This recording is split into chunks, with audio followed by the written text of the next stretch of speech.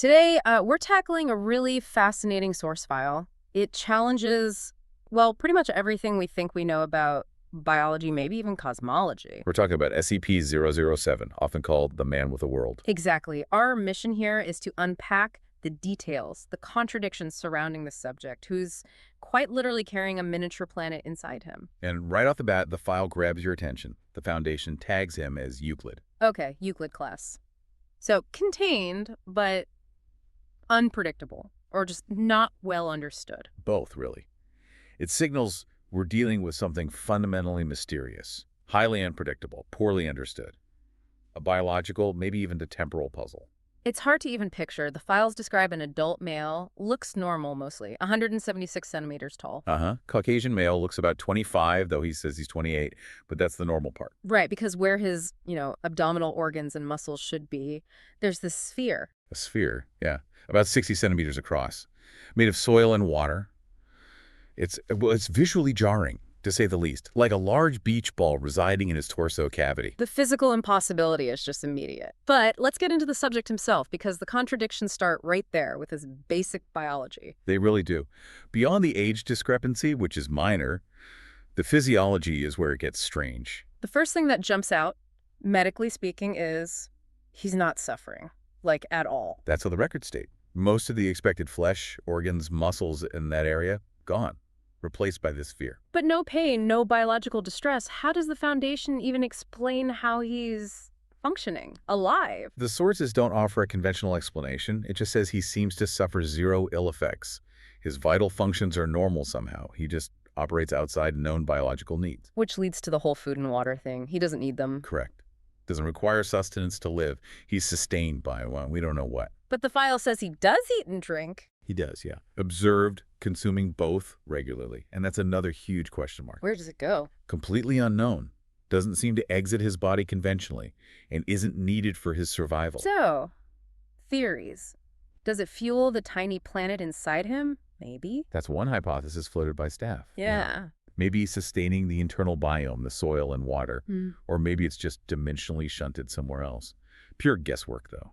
That's almost creepier than the sphere itself, consuming resources that just vanish into nothing, or maybe into an entire world.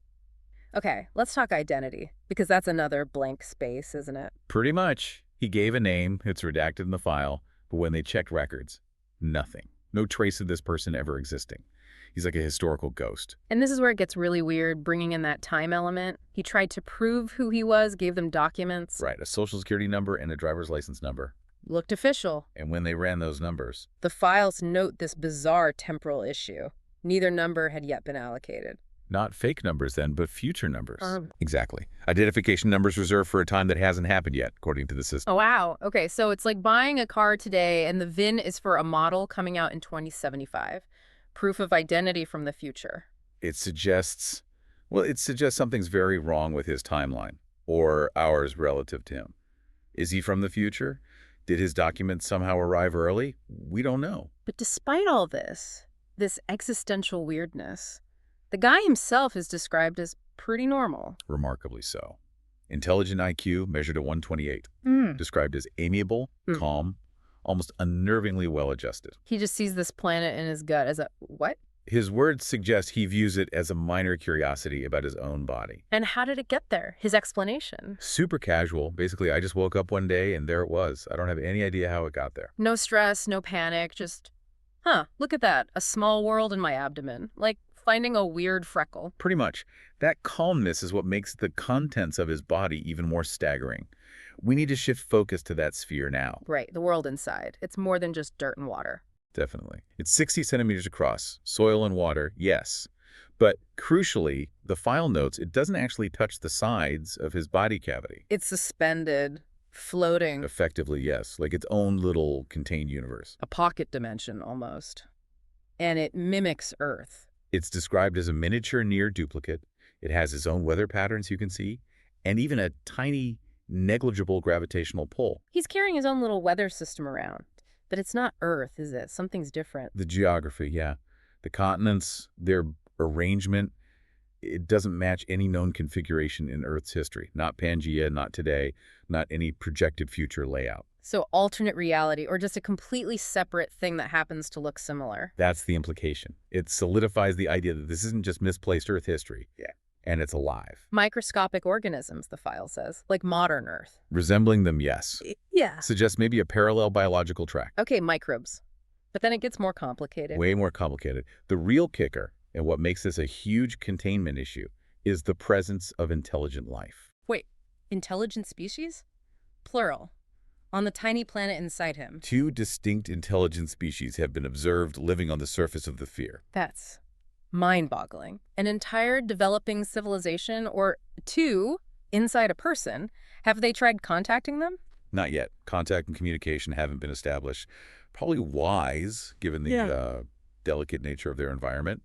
One bad bout of indigestion for the host could be an extinction event for them. Good point. So how advanced are they? Do we know? We do. And this is a really crucial piece of data the Foundation tracks closely. They do weekly checks on the technology levels of these internal civilizations. Okay, and what's the latest? As of the last check mentioned in the file, their tech level is roughly equivalent to 15th century Earth. 15th century? Okay, that's wow. That's the aha moment, isn't it? Yeah. It really connects a lot of dots or raises new questions. Think about it. Age of discovery, early sailing ships, maybe primitive firearms, printing presses perhaps. They're developing. They have the potential for rapid advancement. Exactly. Which makes the subject not just a biological anomaly, but a walking, talking potential security risk. What happens if they develop technology that could affect the host? Or breach containment from the inside? Which brings us straight to containment protocols. How do you safely house a man who is also a world? It's detailed. He's kept in a sealed room, 10 meters by 10 meters, furnished comfortably, like a living area. Trying to keep him happy, basically. Right. Accommodate reasonable requests, as long as they don't compromise security. The goal is contentment, stability. But he can't leave. Absolutely not. The protocols are clear. Use of force is authorized if he tries to leave the room. It's a balancing act. Keep this intelligent man comfortable, but maintain total control over the internal situation. And his mental state, given everything. Constant monitoring. The file mentions weekly chess sessions with a Dr. Aronner. Chess as therapy. More like evaluation. It's a way to gauge his cognitive state, focus, look for any signs of instability or distress under the guise of recreation. And how's he doing? Still Mr. Calm and amiable? Apparently, yes. The doctor's findings consistently show him as content with his situation. No escape attempts, no signs of violence or significant mental illness. He seemed genuinely okay with it all. But there's one thing he keeps asking for, right? Something that worries them. There is. He repeatedly requests a computer with an internet connection. Yeah, that would set off alarm bells. An intelligent guy with a mysterious background, possibly from the future, based on those ID numbers, wanting network access. It's a huge red flag for the Foundation's security team. The recommendation?